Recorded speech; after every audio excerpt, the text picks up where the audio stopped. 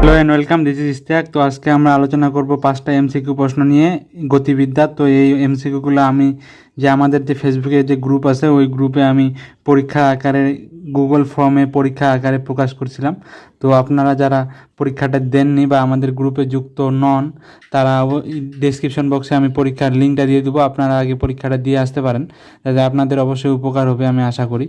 আর আপনারা যারা আমাদের ফেসবুক গ্রুপে এখনও যুক্ত হননি, তারা যুক্ত হওয়ার জন্য ডেসক্রিপশন বক্সে লিঙ্ক আছে গ্রুপের, ওইখানে যাই যুক্ত হতে পারেন। আমাদের গ্রুপে মাঝে মাঝে পরীক্ষা আকারে প্রশ্ন দেওয়া হয় গুগল ফর্মের মাধ্যমে।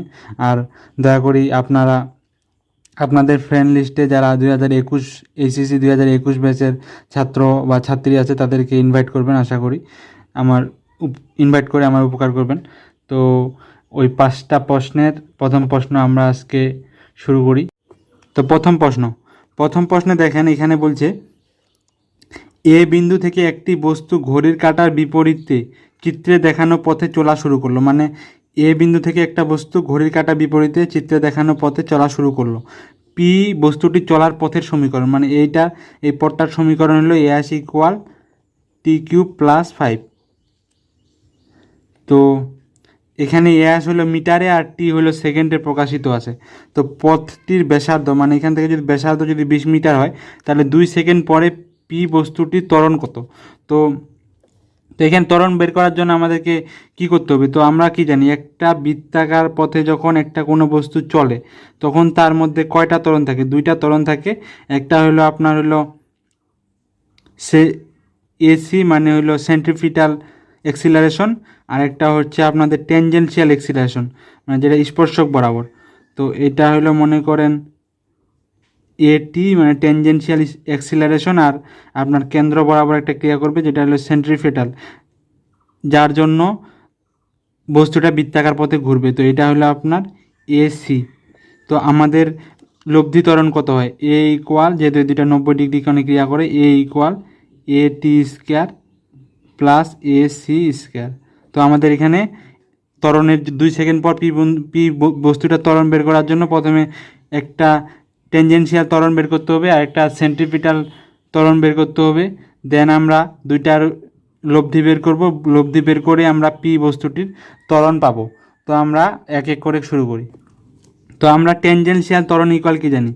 এটি ইকুয়াল আমরা কি জানি? এটি হইল আপনাদের হইল ডিভি বাই ডিটি। তো টেনজেন্সিয়াল ত্বরণ বের করতে জানি আমরা ডিভি বাই ডিটি। আর হলো আপনার হলো কেন্দ্রমুখী ত্বরণ এসি ইকুয়াল আমরা কি জানি? ভি স্কোয়ার বাই আর। তো আমরা যদি এখানে আমাদের কি দেওয়া আছে? আমাদের দেওয়া আছে আর দেওয়া আছে 20 মিটার, আর আমাদের এস ইকুয়াল দেওয়া আছে একটা সমীকরণ টি কিউব প্লাস 5। তো আমরা যদি এটাকে একবার ডিফারেন্সিয়েশন করি তাহলে পাচ্ছি ডিএস বাই ডিটি। তো ডিএস বাই ডিটি ইকুয়াল আমরা কি পাচ্ছি? 3t square. তো ডিএস বাই ডিটি ইকুয়াল আমরা কি জানি? ভি। তো ভি ইকুয়াল আমরা কি পাচ্ছি? 3t square. তো আমরা যদি এখন আমরা টেনজেন্সিয়াল ত্বরণ বের করতে চাই, তো এটি ইকুয়াল আমরা কি জানি? DV by DT. মানে এখানে আরেকবার যদি আমরা ডিফারেন্সিয়েশন করি তাহলে আমরা পাবো টেনজেন্সিয়াল ত্বরণ, যেটা আমাদের আসতেছে এখানে আমাদের আসতেছে 6t একবার ডেরিভেটিভ করে। তো আমরা টি কয় সেকেন্ড পর বের করতেছি? 2 সেকেন্ড পর। তাহলে আমরা টেনজেন্সিয়াল ত্বরণ পাইলাম 12 মিটার পার সেকেন্ড। আর আমরা যদি এখন কেন্দ্রমুখী ত্বরণ বের করতে চাই, তো এখানে আমাদের কেন্দ্রমুখী ত্বরণের জন্য কি প্রয়োজন? ভি স্কোয়ার বাই আর প্রয়োজন। তো আর এর মান আমরা জানি এখানে 20 মিটার দেওয়া আছে, আর ভি স্কোয়ারের মান আমাদের কত? ভি এর মান যদি আমাদের 3t স্কোয়ার হয় তাহলে ভি স্কোয়ারের মান কত হবে? এ বাই এসি ইকুয়াল 3t স্কোয়ারের উপর স্কোয়ার, এটা আমাদের ভি এর মান 3t স্কোয়ার, আর এর মান আমাদের 20। তো আমাদের টি এর মান এখানে কত? টি এর মান আমাদের 2 সেকেন্ড পর বের করতে বলছে। তাহলে আমাদের আছে 9 into 2 to the power 4 by 20। তো এটার মান আমরা পাচ্ছি 7.2। তো আমরা কেন্দ্রমুখী ত্বরণও বের করলাম, টেনজেন্সিয়াল মানে স্পর্শকীয় ত্বরণও বের করলাম। তো আমাদের দেখেন এখানে 7.2 অপশনে আছে, 12 অপশনে আছে, কিন্তু আমরা অনেকেই আমরা যে কোনো একটা বের করেই ত্বরণ কেউ কেন্দ্রমুখী ত্বরণ বের করে 12 উত্তর দাগায় দেবো, কেউ মনে করেন টেনজেন্সিয়াল, কেউ কেন্দ্রমুখী ত্বরণ বের করে 7.2 দাগায় দেবো, কেউ আবার টেনজেন্সিয়াল ত্বরণ বের করে 12 দাগায় দেবো। কিন্তু আসলে এটার উত্তর হলো আমাদের যেহেতু ত্বরণ বের করতে হচ্ছে, মানে লব্ধি ত্বরণ, টেনজেন্সিয়াল আর আপনার হলো সেন্ট্রিপিটাল, দুইটারই আপনার হলো এক্সিলারেশনের লব্ধি হলো মোট এক্সিলারেশন। তাহলে এ ইকুয়াল আমাদের হবে AC square plus AT square. তো আমরা যদি এটা করি √12 স্কোয়ার প্লাস 7.2 স্কোয়ার, তো এটা ইকুয়াল আমরা পাবো 14 মিটার পার সেকেন্ড। তো আমাদের এটা উত্তর হলো D number, 14 metre per second. তো আশা করি আপনাদেরকে এই সমস্যাটা ভালো লাগছে। তো আপনারা এই ধরনের প্রশ্ন যদি পরীক্ষা আকারে দিতে চান কেউ, তাহলে আমাদের ফেসবুক গ্রুপে অবশ্যই যুক্ত হবেন, যার লিঙ্ক আমাদের ডেসক্রিপশন বক্সে দেওয়া থাকবে। তো এখানে আমি মাঝে মাঝে এই ধরনের প্রশ্ন কোশ্চিন আকারে গুগল ফর্মের মাধ্যমে শেয়ার করে থাকি। তো আমরা নেক্সট প্রশ্ন দেখি। তো এটা ছিল একটা প্রশ্ন ওই কোশ্চিনের। তো ওই কোশ্চিনে এখন পর্যন্ত যতগুলো পরীক্ষা দিয়েছে তার মধ্যে 90% স্টুডেন্টে এই প্রশ্নটা ভুল করছে আমি দেখছি। তো বেশিরভাগই মনে করেন যতগুলা 2-1জনের মতো সঠিক করছে এই প্রশ্নটার উত্তর শুধু। তো আমরা লক্ষ্য করি যে প্রশ্নটা কি বলছে। প্রশ্নটাতে বলছে একটি বাড়ির ছাদ থেকে A ও B দুটি বল একটি নির্দিষ্ট বেগে ছুঁড়ে মারা হলো। মানে মনে করেন একটা বাড়ির এই উচ্চতার, মনে করেন বাড়িটা, এই বাড়িটার ছাদ থেকে, এখানে ছাদ আছে, ছাদ থেকে A ও B দুইটা বল মনে করেন ছুঁড়ে মারা হলো।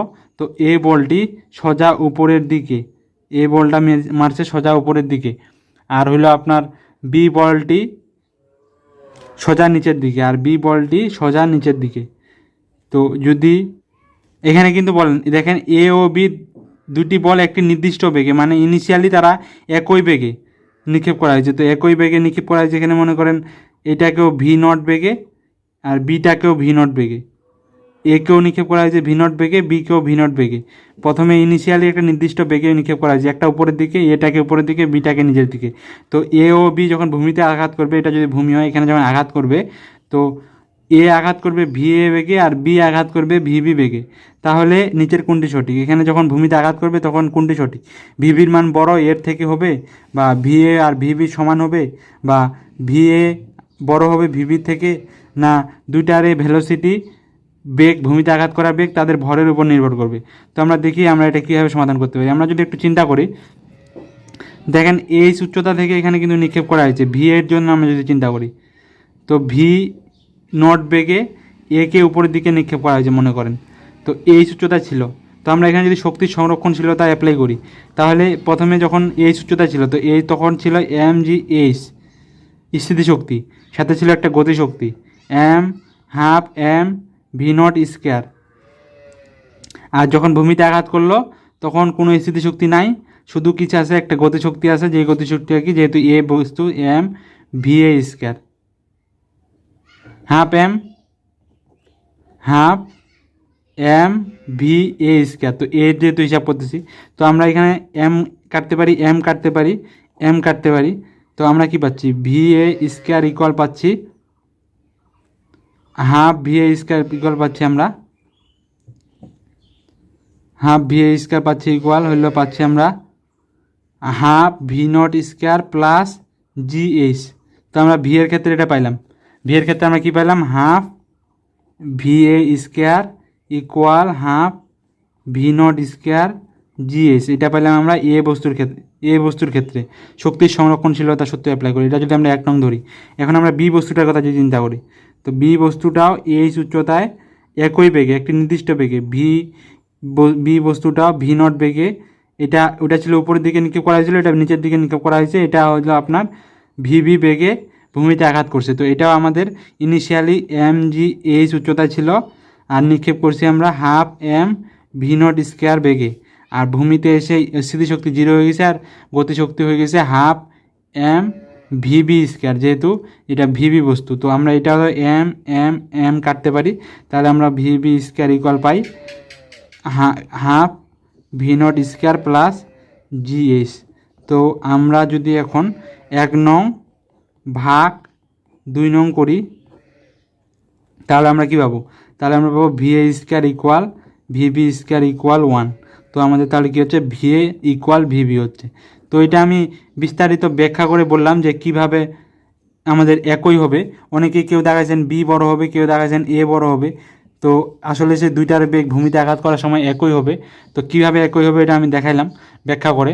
তো এটা আমরা সাধারণত চিন্তা করলে বুঝতে পারি, যেহেতু তাদের সরণ মানে মোট সরণটা হলো আপনাদের এইচ, দুইটারে সরণ হলো আপনার এইচ। তো একই এইচ আমরা কি জানি, V square proportional to H. তো দুইটা যেহেতু একই ডিস্টেন্স কাভার করতেছে, যদি একটা উপরে মারছি একটা নিচে মারছি, কিন্তু তাদের সরণ কিন্তু এইচই হচ্ছে। তো দুইটা যেহেতু এইচ সরণ কাভার করতেছে, তাই দুইটারই আপনার হলো বেগ সমান হবে। তো আমাদের এটা উত্তর হলো বি। তো আমি এটা দুইভাবে দেখালাম, একটা হলো আপনাদের ভি স্কোয়ার সমানুপাতিক এইচ দিয়ে একই সরণ ঘটছে, তাহলে আমাদের এটা ভি দুইটারে বেগও সমান হবে। আর একটা আমি দেখালাম শক্তির সংরক্ষণশীলতা অ্যাপ্লাই করে। তো আমরা নেক্সট প্রশ্নে যাই। নেক্সট প্রশ্নগুলো একটু সহজ আছে। এখানে বলছি একটি প্রাসের দুটি ভিন্ন নিক্ষেপণ কোণের জন্য আনুভূমিক পাল্লা আর হয়। তো আমরা কি জানি, একটি প্রাসের আর মানে আনুভূমিক পাল্লা, একটা কোণ যদি থিটা হয় আর একটা 90 - থিটা, এই দুইটা কোণের জন্য সমান হয়। তো এখানে বলছে যদি দুইটি ভিন্ন নিক্ষেপণের জন্য ভ্রমণকাল T1 ও T2 হয়, তাহলে ভ্রমণকাল দ্বয়ের গুণফল নিচের কোণটি সমানুপাতিক। তো T1 মনে করেন থিটার জন্য, তাহলে 2u সাইন থিটা বাই জি। আর আরেকটা কোণের জন্য T2 যদি হয়, তো T2 ইকুয়াল হচ্ছে 2u sine 90 - theta divided by g. তো এটাকে আমরা লিখতে পারি 2u cos থিটা জি।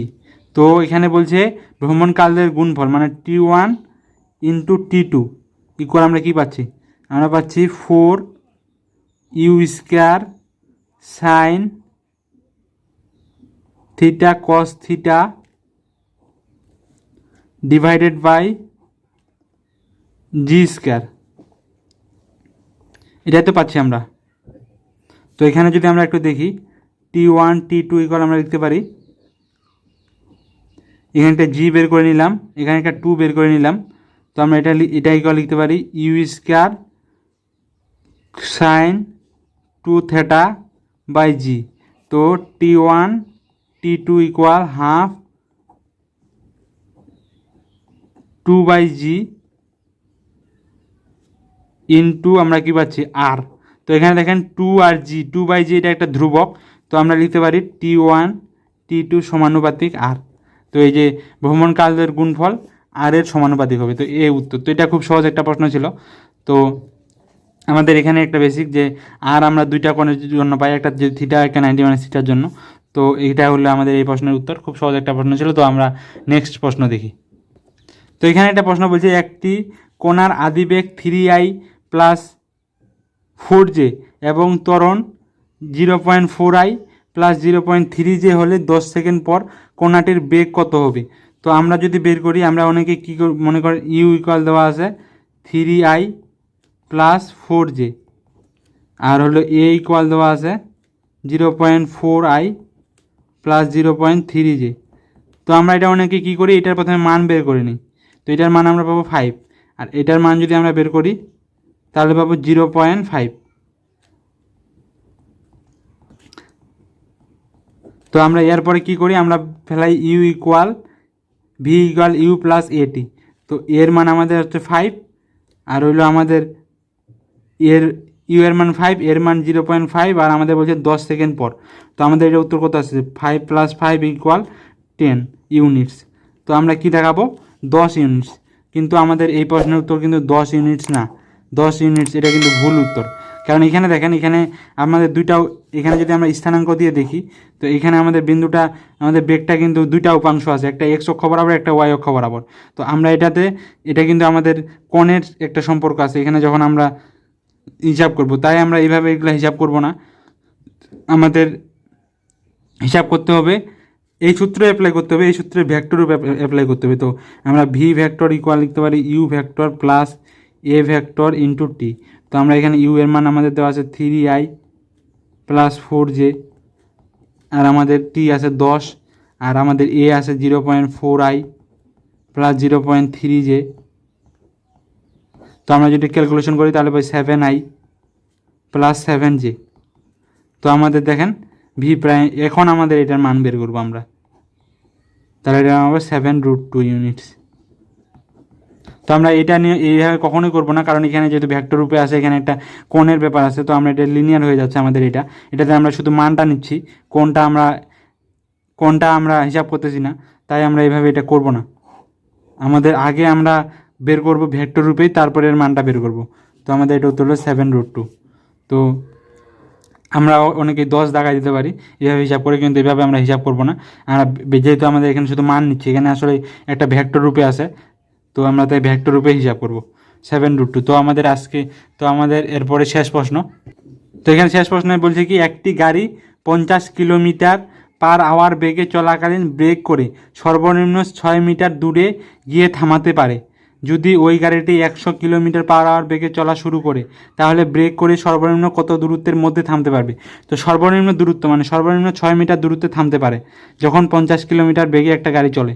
তো সর্বনিম্ন দূরত্বে যায় কখন থামবে? যখন সে তার ব্রেকের সর্বোচ্চ অ্যাক্সিলারেশনটা দিবে। অ্যাক্সিলারেশন মানে সর্বোচ্চ মন্দন যখন হবে, তখন ও হচ্ছে সর্বনিম্ন দূরত্বে যায় থামবে। তো আমরা এটা কিভাবে করি? আমরা করি হলো আপনার মনে করেন v² = u² + 2as, দেন আমরা এখান থেকে a বের করে নিই। ভি আমাদের 0 যেহেতু থামে যাবে, ইউ আমাদের আছে কত 50 কিলোমিটার, তো এখানে আমরা একটা এ পাবো। দেন আমরা আবার সূত্র ফেলাবো, আবার আমরা u² + v² = u² + 2as। তো এখানে আমাদের এ জানা এবার, আর আমাদের v0 ইউ আমাদের জানা 100 কিলোমিটার/আওয়ার, দেন আমরা as বের করব। তো এইভাবে আমাদের দুইবার হিসাব করতে হবে। তো আমরা এভাবে এটা হিসাব করব না। কীভাবে হিসাব করব? আমরা কি জানি?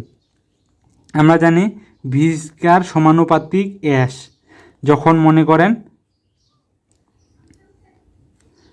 ত্বরণ হচ্ছে ধ্রুবক থাকবে, তো এখানে দেখেন একই গাড়ি কিন্তু, আর বলছে সর্বনিম্ন দূরে থামবে, সর্বনিম্ন দূরে গিয়ে থামবে। তো দুই গাড়িটা কিন্তু একই অ্যাক্সিলারেশন দিবে সর্বনিম্ন দূরত্বে থামতে, কারণ সর্বনিম্ন দূরত্বে তখনই থামবে যখন সে ওর গাড়ির সর্বোচ্চ মন্দনটা দিবে, একদম সর্বোচ্চ ব্রেকটা দিবে, তখনই সর্বনিম্ন দূরত্বে গিয়ে থামবে। তাই দুইটারে ক্ষেত্রে যদি সর্বনিম্ন কথাটা আসে, তাহলে দুইটার ক্ষেত্রে ত্বরণ একই।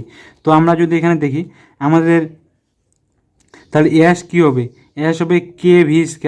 তো আমরা এভাবে s1 s2 v1 v2² এভাবে আমরা করতে পারি। তো এভাবে আমরা করতে পারি। আমরা এর মান আমাদের s1 হচ্ছে আমাদের 6, আর s2 আমরা বের করব, আর v1 আমাদের হলো 50, আর v2 হলো আমাদের 100। তো s2 = আমরা পাবো 24। তো আমরা এভাবে 24 দেখা দিতে পারবো। তো এর থেকে দ্রুত কীভাবে করতে পারবো? এখানে দেখেন আমরা কি জানি, v² s এর সমানুপাতিক। তো এখানে দেখেন ভি এর মান 50 থেকে 100 হয়েছে, মানে দ্বিগুণ হয়েছে। তো ভি যেহেতু দ্বিগুণ হয়েছে, তো ভি এর বর্গের সমানুপাতিক হলো s। তো ভি যেহেতু দ্বিগুণ হয়েছে, তাহলে আমাদের s কয় গুণ হবে? 2² হবে, 4 গুণ হবে। তো 4 গুণ, আর আগে ছিল 6, তো এখন আমাদের নতুন তাহলে কত হবে? 24। আরেকবার বলি আমরা জানি v² = সমানুপাতিক s। তো আমাদের এখানে ভি যেহেতু দ্বিগুণ বাড়ছে, তাহলে v² এর সমানুপাতিক s, তাহলে আমাদের s 4 গুণ বাড়বে। তো s আগে ছিল 6, এখন কত হবে? তাহলে এখন আমাদের হবে 24, তাহলে তো 4 গুণ বাড়তেছে s। তো আমাদের এটা উত্তর 24। তো আমরা এইভাবে এই লজিক খাটাই এটা খুব সহজে করতে পারি। তো আজকের তো 5টা প্রশ্ন ছিল। তো আশা করি আপনাদের 5টা প্রশ্ন ভালো লাগছে। আর আপনারা যদি এই ধরনের এক্সাম দিতে চান, তাহলে আমাদের যে গ্রুপের লিঙ্ক ডিসক্রিপশন বক্সে দেওয়া আছে, আপনারা যুক্ত হয়ে যাবেন ওই গ্রুপে। আর আপনাদের ফ্রেন্ড লিস্টে যারা AC 2021 ব্যাচের আপনাদের ছোট ভাই বা বন্ধু আছে, তাদেরকে অবশ্যই ইনভাইট করবেন আমার গ্রুপে। তো আশা করি আপনাদের আজকের এই সেশনটা ভালো লাগছে। তো আজকের মতো এখানে শেষ করলাম। সবাই আমার জন্য দোয়া করবেন। খোদা হাফেজ।